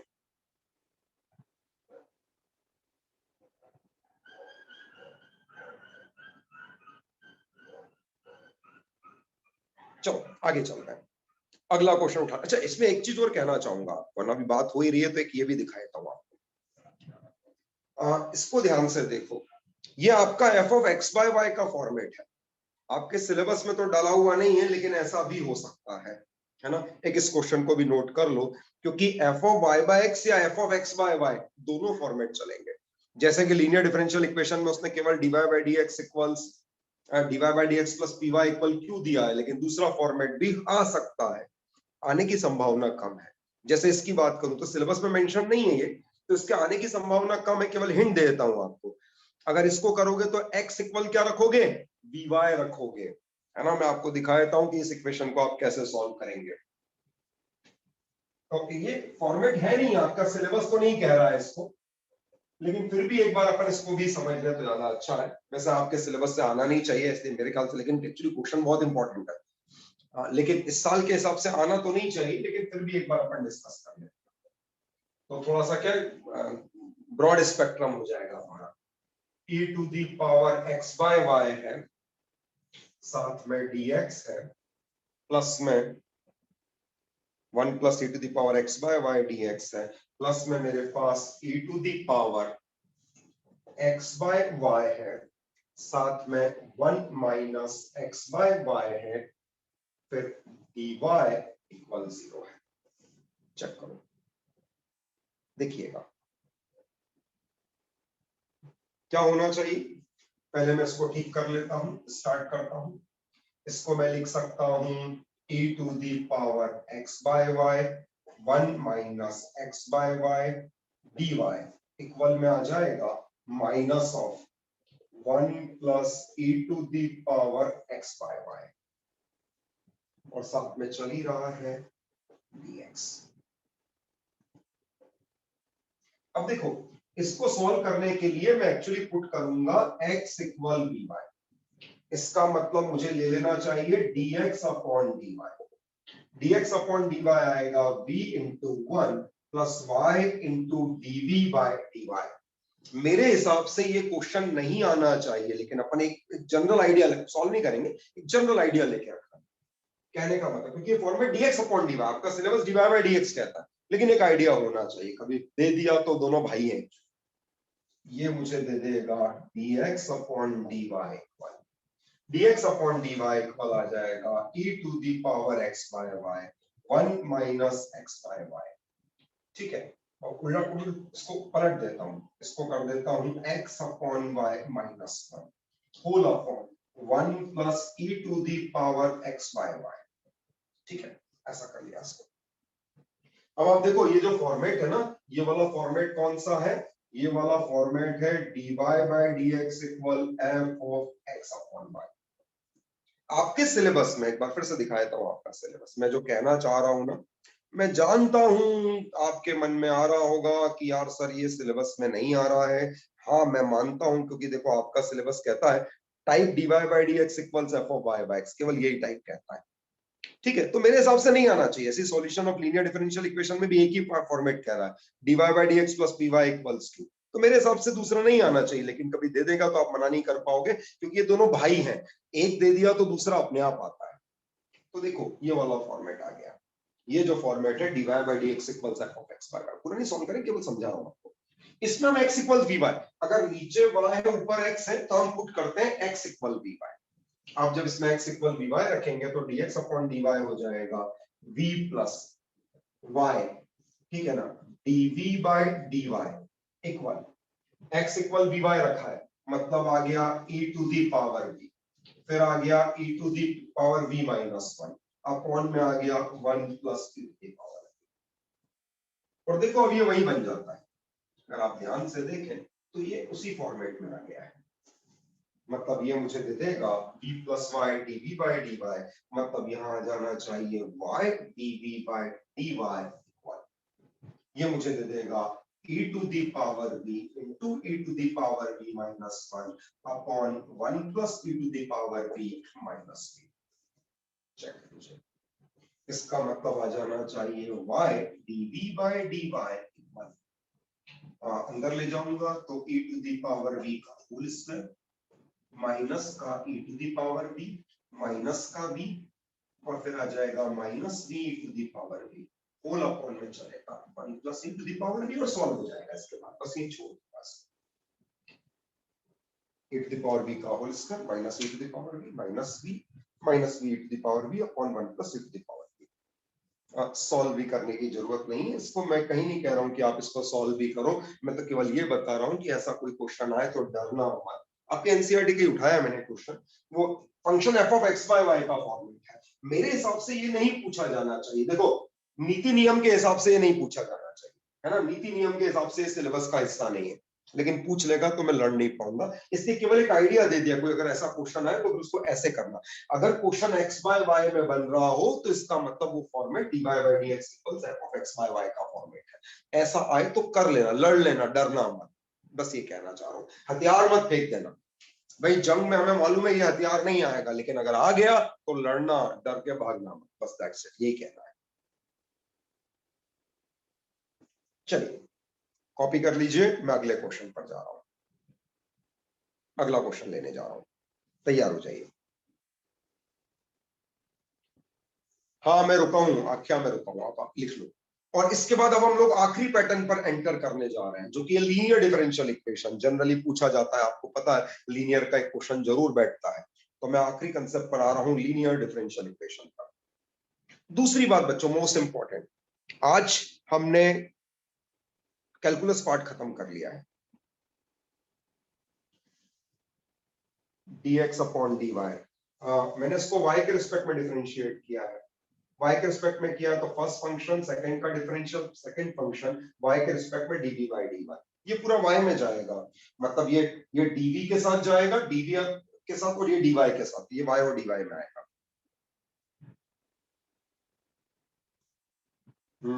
एक मिनट, मैं नहीं समझा क्या कह रहा हूँ, एक मिनट में देख लेता हूँ आप क्या कह रहे हैं। dx by dy नहीं आना चाहिए लॉजिक में, जहां आपने गोला किया है। हाँ हाँ हाँ हाँ हाँ, एग्जैक्ट आएगा, dx by dy आएगा, आप बिल्कुल सही कह रहे हैं, ये जो है ये dx upon dy है, आप बिल्कुल सही कह रहे हैं, ये dx upon dy है, जो फॉर्मेट है वो dx upon dy का फॉर्मेट है, dx upon dy, करेक्ट। चलो आ जाऊं आगे, करेक्ट कर लीजिएगा इसको, dx upon dy कर लीजिएगा। बढ़ूं आगे, चलो तो अगला क्वेश्चन लीनियर डिफरेंशियल इक्वेशन देखने जा रहा हूं मैं। देखिए अब बच्चों मैं एंटर कर रहा हूं लीनियर डिफरेंशियल इक्वेशन पर, तैयार हो जाइए। ये रहा मेरा linear. Find the particular solution of the differential equation dx upon dy plus y cot x equals 2x plus x square, x not equal 0, पहले आप नोट कीजिए, given that y equal 0 and x equal pi by 2।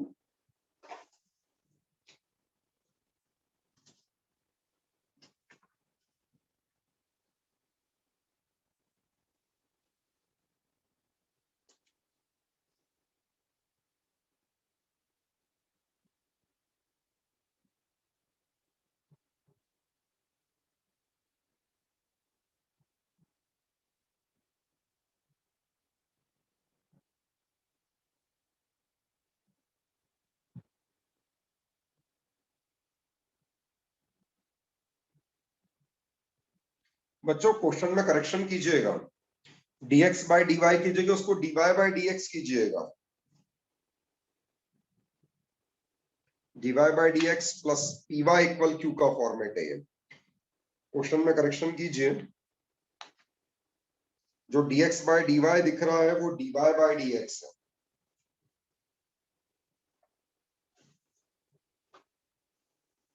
वो है आपके NCERT का question है और उसमें करेक्शन है, इसलिए उठाया भी इसको है।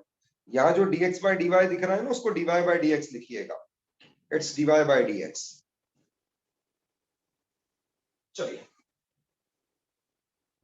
करेक्शन कीजिएगा इसमें, dy by dx है वो, क्योंकि हम dy by dx plus py equal q इसी फॉर्मेट को डिस्कस करेंगे। देखिएगा आपके एनसीईआरटी का क्वेश्चन एग्जांपल 22 है, करेक्शन है उसमें, वहां पर भी करेक्शन है। देखिए चेक कीजिए क्या कह रहा है, ये कह रहा है dy by dx plus y cot x, dy by dx plus y cot x equal में दे रहा है 2x plus x square cot x, dy by dx plus y cot x equals 2x plus x square cot x, और आपको particular solution निकालना है जिसके लिए उसने कंडीशन देके रखी है y equal 0 x equal pi by 2। Condition given है कि y equal 0 है when x equal pi by 2 है, कंडीशन है y equal 0 when x equal pi by 2। चलो करते हैं, उम्मीद है आपने कॉपी कर लिया होगा, करेक्शन कर लीजिएगा उसको। देखिए करते हैं शुरू, स्टार्ट किया, फॉर्मेट देखो आप, ये फॉर्मेट है dy by dx plus py equal q का, यहां पर जो p दिख रहा है आपको वो है cot x, और जो q दिख रहा है वो है 2x plus x square cot x। Integrating factor IF बनाऊंगा, e to the power integration p dx, मतलब e to the power integration cot x dx, मतलब e टू दी पावर, बोलो बच्चों, cot x का integration log sin x cos x अपॉन sin x, sine x t cos x d x d t मतलब log sine x, मतलब ये आ गया log base e sine x. ई log neutral कर देगा मतलब आ गया साइन एक्स।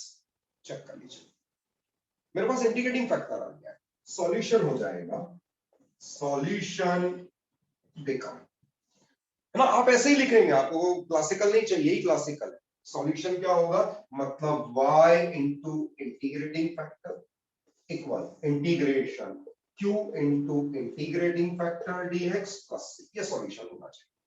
सॉल्यूशन आ जाएगा y into integrating factor equal q into integrating factor dx plus c, मतलब आ जाना चाहिए y into sine x equal integration y into sine x equal integration q, q मतलब है मेरे पास 2x plus x square cot x. यहाँ पे बच्चे को डर लगता है, बच्चा बोलता है यार ये कैसे होगा सर, ये तो बहुत खतरनाक होता जा रहा है। डरने की बात नहीं है। तो y into integrating factor equals q into integrating factor मतलब आ गया sine x dx plus c। Check कर लीजिए, देख लो भाई आराम से, यहां तक चेक कर लो, ठीक है। यहां तक कोई दिक्कत तो नहीं, यहां तक चेक कर लीजिए। इट्स cos x अपॉन sin x, ठीक है। cos x अपॉन sin x अंदर ले जाऊंगा तो काम हो जाएगा, है ना। पहले आप यहां तक लिख लो, यहां तक आराम से लिख लो, फिर आगे बढ़ते हैं। डरना बिल्कुल भी नहीं है, देखने में जितना खतरनाक है उतना खतरनाक सॉल्व करने में नहीं होगा बेटा, आराम से सॉल्व होगा, ट्रस्ट मी। बढ़ो आगे, ये मुझे दे देगा y into sine x equal integration, ये आ गया देखना जरा 2x sine x plus 2x sine x dx plus में आ गया इंटीग्रेशन, यहां आ गया x square cos upon sign मतलब एक्स स्क्वायर। एक काम करो, इसको सबको एक साथ ही ले लूं, अंदर ही ले लूं, यही ले लेता हूं उसको। ये मुझे दे देगा, चेक कीजिएगा, ये मुझे दे रहा है 2x साइन एक्स प्लस में आ गया x square cos x. Check कीजिए, 2x sine x plus x square cos upon sine काट दिया है, और ये चल रहा है dx प्लस, देख लो आराम से, चेक कर लो।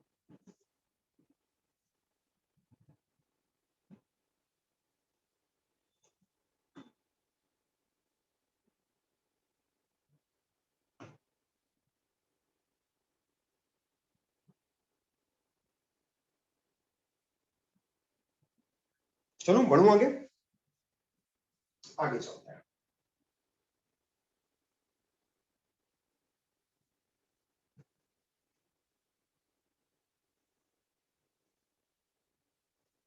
मैं सोच रहा था कुछ ऐसा बन जाता ना x F dash x plus F x, तो अच्छा होता। लेकिन इसको अगर मैं लगाऊंगा तो एक्स स्क्वायर 2 लग जाएगा ना, तो x square minus sine x फिर 2x, ठीक है। X square minus sine x minus x square sine x plus cos x into 2x cos x। चलो ठीक है, अपन तो सीधे इंटीग्रेट कर देते हैं। क्या बोलते हो, ये मुझे दे देगा y into sine x equal, यहां पर आ गया मेरे पास 2, ठीक है। 2 first function x sine x का integration minus cos x, first function second का इंटीग्रेशन, फिर आ जाएगा minus integration differentiation of first मतलब 1 साइन x का माइनस cos x dx। एक काम खत्म हो गया, 2 2 2 2 2, ये ऐसा जाना चाहिए, 2 पूरे के सब बाहर नहीं है, देखो जरा, 2 बाहर निकाल लिया है, फर्स्ट फंक्शन नहीं पूरे के साथ बाहर ही है, सही है, तो मैंने पूरे के साथ बाहर निकाल लिया है। फर्स्ट फंक्शन सेकंड का integration minus integration differentiation of first into integration of second और इसका इंटीग्रेशन पूरे के साथ।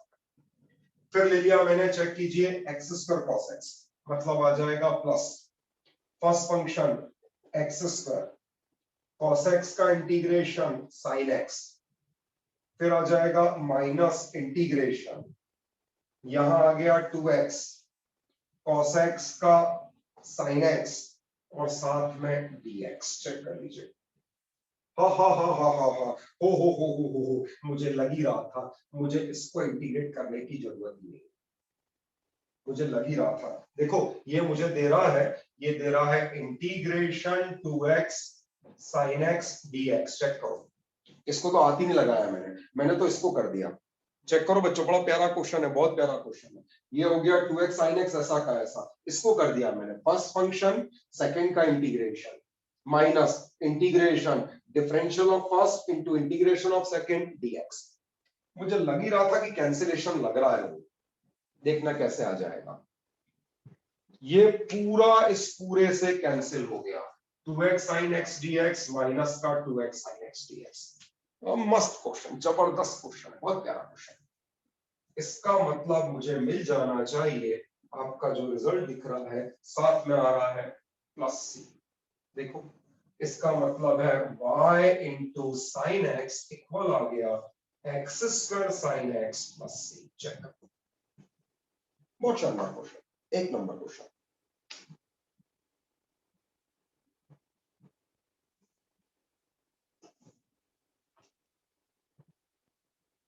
चेक कर लो बच्चों।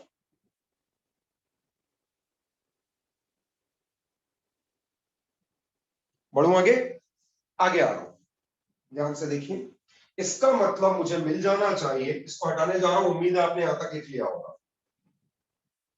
अब उसने मुझे इनिशियल कंडीशन दे के रखी, इनिशियल कंडीशन देख लेता हूं।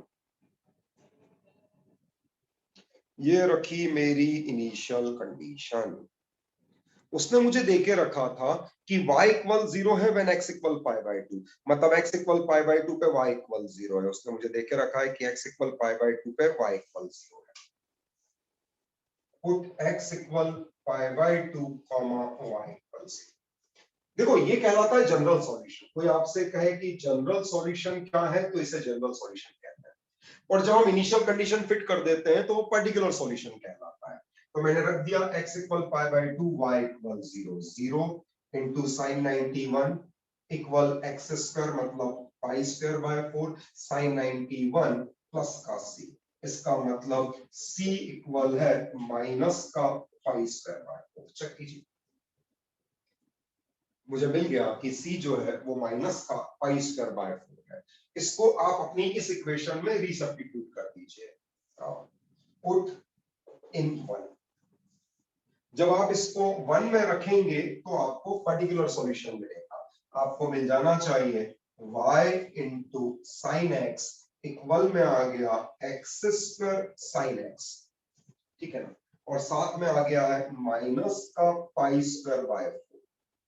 बस बच्चों यही है, कहलाता है पर्टिकुलर सॉल्यूशन। इसको हम पर्टिकुलर सॉल्यूशन कहते हैं। यही मुझे निकालना था, उसने मुझे यही कहा था कि पर्टिकुलर सॉल्यूशन निकाल कर दे। This is the required answer, मुझे पर्टिकुलर सॉल्यूशन ही चाहिए था। तो पर्टिकुलर सॉल्यूशन है y into sin x equals x square sin x minus pi square by 4। मैं मोस्ट इंपॉर्टेंट क्वेश्चन आपके सामने डिस्कस कर रहा हूं जो मुझे लगता है कि इस बार आ सकते हैं। बड़ा अच्छा क्वेश्चन है, इसलिए मैं लिख नहीं रहा हूं मोस्ट इंपॉर्टेंट, एक्चुअली जितने भी उठा रहा हूं सब मोस्ट इंपॉर्टेंट ही।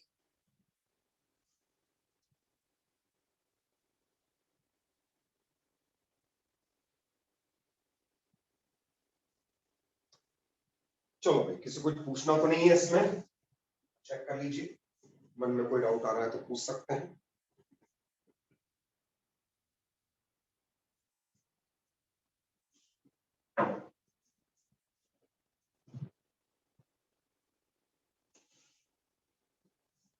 कोई कुछ कह रहा है, मैं देख लेता हूं। नहीं नहीं, इसका प्रूफ नहीं आएगा नित्या। लीनियर जो dy by dx plus py equal q है, उसका सॉल्यूशन कैसे बनता है उसका प्रूफ कतई नहीं आएगा 12th में। बिल्कुल बिंदास बिंदास छोड़ सकते हो उसके प्रूफ को, सीधे सॉल्यूशन याद करो। Integrating factor e to the power integration p dx, solution y into integrating factor equals integration q into integrating factor dx plus c। Proof नहीं आएगा।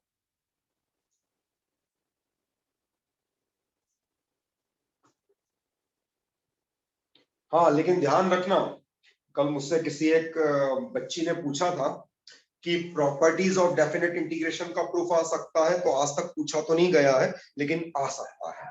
उसमें से किसी का भी प्रूफ पूछा जा सकता है ना, अभी तक पूछा तो नहीं गया है लेकिन मना भी नहीं किया गया है। तो प्रॉपर्टीज ऑफ डेफिनेट इंटीग्रेशन में से किसी का भी प्रूफ आ सकता है, वो एक बार रिवाइज करके चले जाना। आज तक पूछा नहीं गया लेकिन पूछेगा तो आप मना नहीं कर सकते उसको। चलो अगला अगला क्वेश्चन, नेक्स्ट क्वेश्चन उठा रहा हूं, देखिएगा। नेक्स्ट क्वेश्चन है मेरा,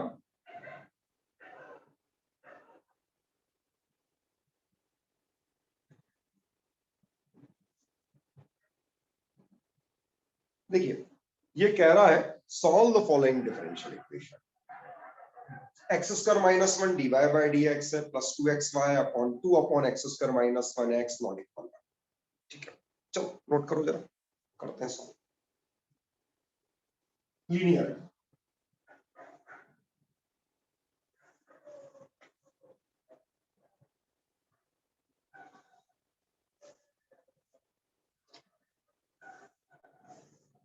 क्वेश्चन है, एक्स स्क्वायर माइनस 1 है, dy बाय dx है प्लस 2xy है equal 2 upon x square minus 1 है, जबकि x not equal 1। X square minus 1 dy by dx plus 2xy equal 2 upon x square minus 1 x not equal 1। देखिएगा बच्चों, शुरू करने जा रहा हूं, स्टार्ट किया। ये देगा मुझे dy by dx equal dy by dx plus में आ गया मेरे पास y into 2x upon x square minus 1 equal में आ गया 2 upon x square minus 1 the whole square. Linear है, dy by dx plus py equal q का फॉर्मेट है, वेयर p इक्वल है 2x upon x square minus 1, q equal है 2 upon x square minus 1 the whole square. Integrating factor a to the power integration pdx होगा, मतलब आ जाना चाहिए a to the power integration 2x upon x square minus 1 dx। Check करो, integrating factor e to the power integration p dx मतलब 2x upon x square minus 1। क्या कहते हो, इसका डेरिवेटिव जमा हुआ है, इसका मतलब आ गया e to the power log base e, ठीक है ना, और यहां आ गया एक्स स्क्वायर माइनस 1। चेक कीजिए, e और log ने एक दूसरे को न्यूट्रल कर दिया, मतलब X square minus 1। Solution, solution आ जाएगा y into integrating factor equal integration q into integrating factor dx plus c, मतलब बन जाना चाहिए y इंटू इंटीग्रेटिंग फैक्टर मतलब X square minus 1 equal integration q मतलब 2 upon x square minus 1 the whole square into integrating factor मतलब आ गया x square minus 1 2 upon x square minus 1 the whole square into integrating factor मतलब X square minus 1। समझ में चल रहा है dx प्लस चेक कीजिए, एक एक्स स्क्वायर माइनस 1 से एक एक्स स्क्वायर माइनस 1 कैंसिल कर दिया, मतलब अब जो मुझे मिल रहा है वो है y into X square minus 1 equal to integration dx upon x square minus 1 plus c। चलो भाई, कौन बताएगा dx upon x square minus A square, क्या करूं इसमें, dx upon x square minus A square. Unmute कीजिए, मुझे बोलिए, मैं लिख दूंगा। मुझे चाहिए आपसे integration dx upon x square minus A square. Unmute कीजिए, बोलिए, कम ऑन, इंडेफिनिट इंटीग्रेशन है। बोलो, पेड़ दूंगा नहीं तो मैं उल्टा लटका के। जल्दी से बोलो, integration dx upon x square minus A square. Tahir बोल। नित्या सर log 1/2 है, नहीं 1/2 है log x 1/2 log बेसी x माइनस है अपॉन x प्लस है। mod x minus A upon X plus A. Correct, बिल्कुल सही जवाब। 1/2 log mod x minus A upon X plus ए। ये मेरा ताहिर कहाँ चला गया? क्यों रे ताहिर, तू कहाँ चला गया? अरे है ही नहीं, लड़का भाग गया कहीं। ओके ठीक है, चलिए मैं आगे आता हूं। तो dx upon x square minus A square 1/2 log mod x minus A upon X plus A रख देता हूं। यहां आ जाएगा y into X square minus 1 equal. अब देखो यहाँ पे a तो कितना है, 1 ही है, तो 1/2 और 2 तो कैंसिल ही होने वाला है। मतलब मुझे मिल जाना चाहिए 2 इंटू 1/2 इंटू log mod, यहाँ आ जाएगा x minus 1 upon X plus 1 और साथ में आ जाएगा c। मैं आपको क्लियर करूं, डिफरेंशियल इक्वेशन के लिए आपका इंडेफिनिट भी अच्छा होना चाहिए, तो आप इसीलिए पहले इंडेफिनिट अच्छा कीजिएगा। इंडेफिनिट, क्योंकि डिफरेंशियल इक्वेशन में इंडेफिनिट इंटीग्रेशन आता ही आता है। जब आप लीनियर पे जाएंगे इंडेफिनिट करना ही करना पड़ेगा, तो इंडेफिनिट इसलिए आपको पक्का करना पड़ेगा। देखिए 2 से 2 कैंसिल कर दिया, क्यों पर्टिकुलर सॉल्यूशन तो नहीं था ना, केवल उसने सॉल्व करने का ही बोला था, तो मेरे ख्याल से मेरा आंसर आ गया है। This is the required answer, यही मेरा फाइनल आंसर है, चेक कर लीजिए। तो मेरा फाइनल आंसर आ गया है, this is the final answer. अब आप लोग आराम से कॉपी कीजिए, देखो कोई डाउट तो नहीं है, एक बार चेक कर लो, आराम से देख लो। और बस बच्चों, समय हो गया है। अब जो बचे हुए क्वेश्चन है मैं आज आपको होमवर्क पे डालूंगा।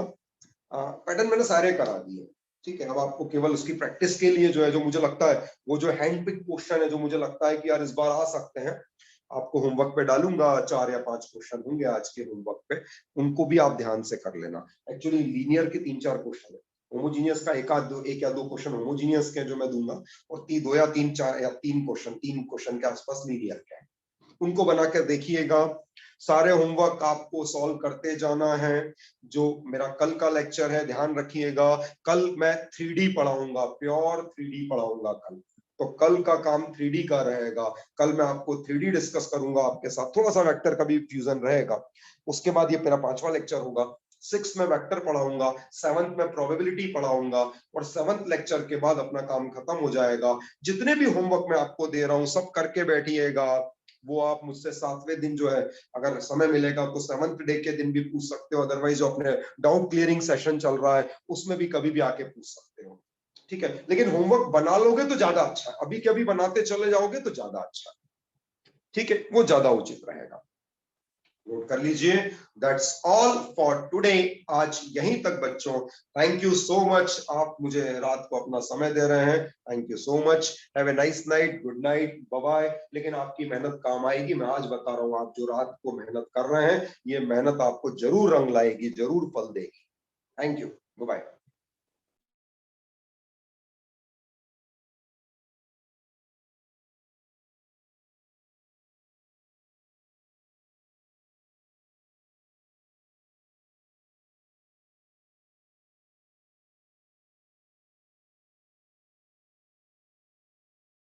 किसी को कुछ कहना हो तो मैं हूं यहाँ पर, है ना।